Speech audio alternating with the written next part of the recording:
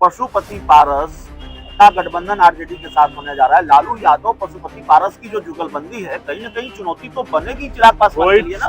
उनके पास प्रत्याशी जुटेंगे क्या?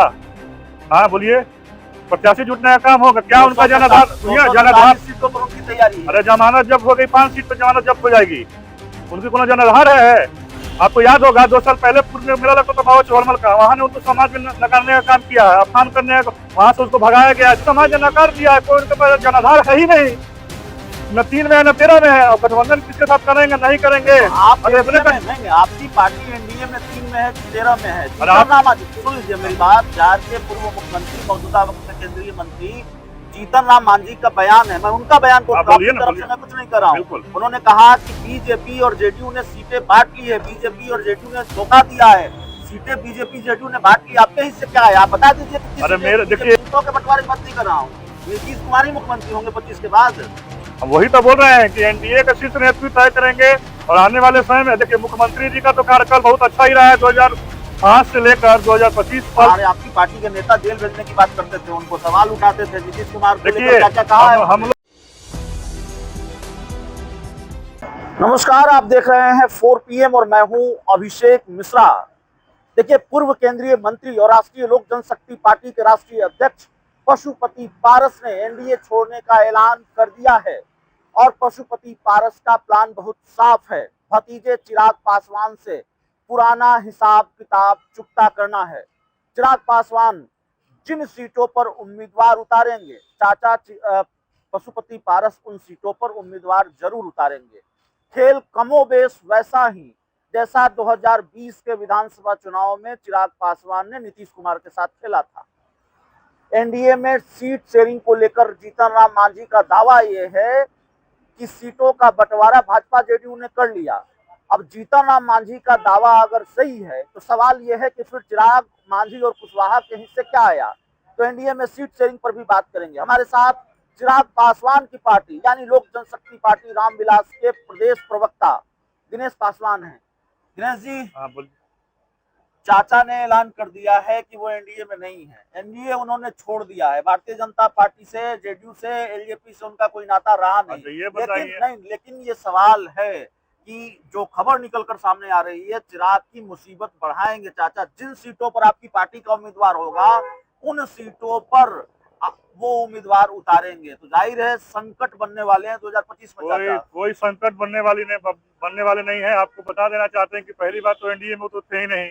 अगर एनडीए में वो रहते तो जो लोकसभा चुनाव के समय उनको भी कुछ सीटें दी जाती, लेकिन उनको तो कुछ सीटें मिली नहीं, कोई संख्या मिली नहीं। एनडीए में थे, सीटें नहीं मिली, इसके बावजूद एनडीए में थे, इसलिए एनडीए में थे कि सीटें नहीं मिली। इसके बाद लोकसभा चुनाव के कार्यक्रमों में, प्रधानमंत्री नरेंद्र मोदी के कार्यक्रम में उनकी मौजूदगी होती थी। अब आप खुद देखिए, आपके फुटेज में उनसे कोई बयान लिया हुआ था, हम बोलते नहीं सकते थे कि आदरणीय नरेंद्र मोदी जी हमारे भगवान है, हम भगवान के साथ रहेंगे। आज क्या परिस्थितियां हुई कि वो उनसे अब अलग हो गए।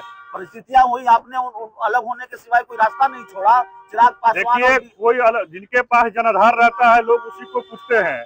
कहीं न कहीं उनको समाज ने नकार दिया है और समाज से वो अपने आप को अपेक्षित महसूस कर रहे हैं।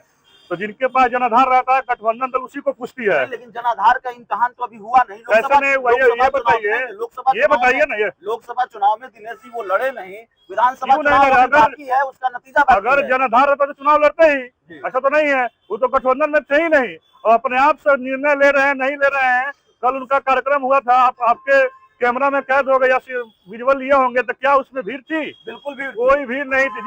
जिस समय आदरणीय पशुपति पारस जी भाषण चल रहा था उनका, पूरा सभागार खाली था। नहीं, ऐसा नहीं है। आप अपने आप को देखिए, आप अपने आप को दलितों का नेता कहने में चूकते नहीं है, थकते नहीं है। तो आपको बता देना चाहते हैं कि वीर शिरोमणि बाबा चौरमल को मेले में जाने से कतराए। स्वर्गीय जाते रहे, सुनिए ना, मेरी बात सुन लीजिए ना, कि बाबा चौरमल, शिरोमणि बाबा चौरमल के मेले में जाने से कतराए। स्वर्गीय रामविलास पासवान जी के पे सवाल उठाए, आदरणीय रीना पासवान जी को अपमान करवाए, बड़ी माँ आदरणीय राजकुमारी देवी जी को गांव सौरबनी से सामान फेंकवाए और आदरणीय चिराग पासवान जी को अपना खून कहलाने से कतराए। और जब बिहार में बाढ़ की स्थिति हो तो उसमें दिव्य शक्ति कह के बिहार से भाग जाए और अपने आप को दलित के नेता कहलाए।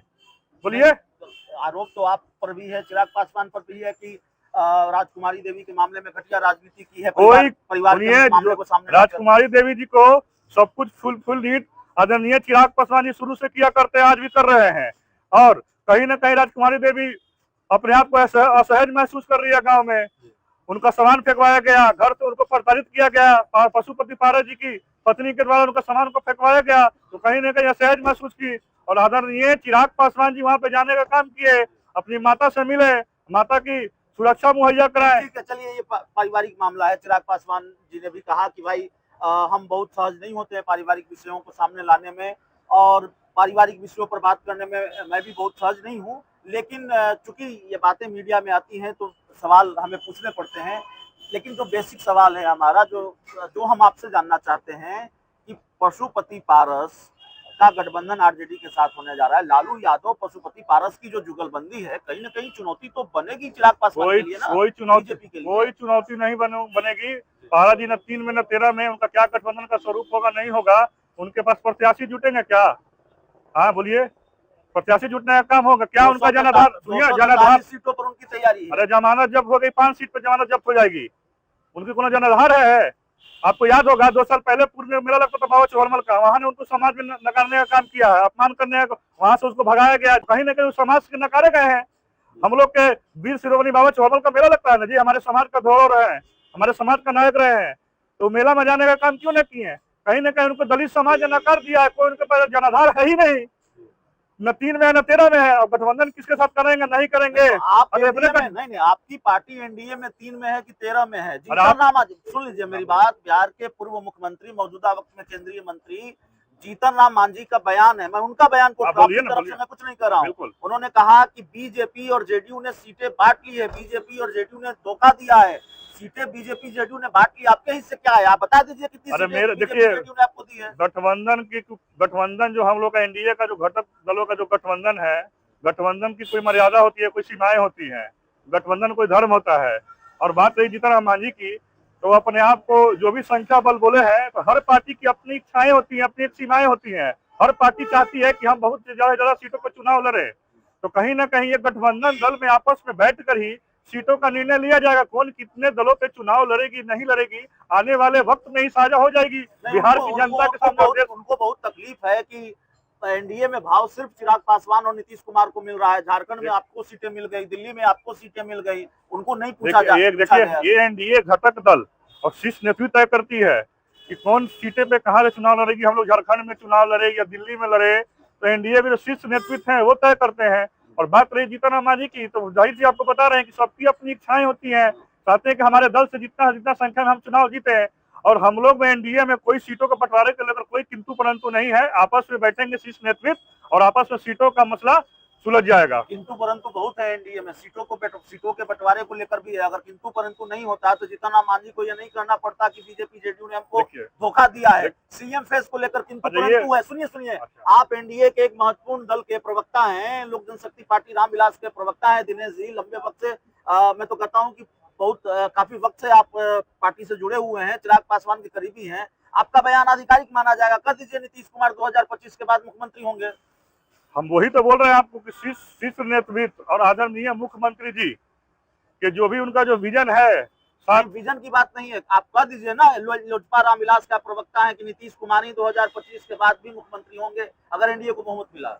आपको वही तो बता देना चाहते हैं कि जो सीटों का जो मसला है, जो सीटों का बंटवारे की आप बात कर रहे हैं, तो आपको कहना चाहते हैं कि देखिए ये बातें 2024 का लोकसभा चुनाव वक्त यही चल रही थी कि आपस में एनडीए में टूट है, कंफ्यूजन है, नहीं चल रही थी। सीटों के बंटवारे की बात नहीं कर रहा हूँ, नीतीश कुमार ही मुख्यमंत्री होंगे 25 के बाद।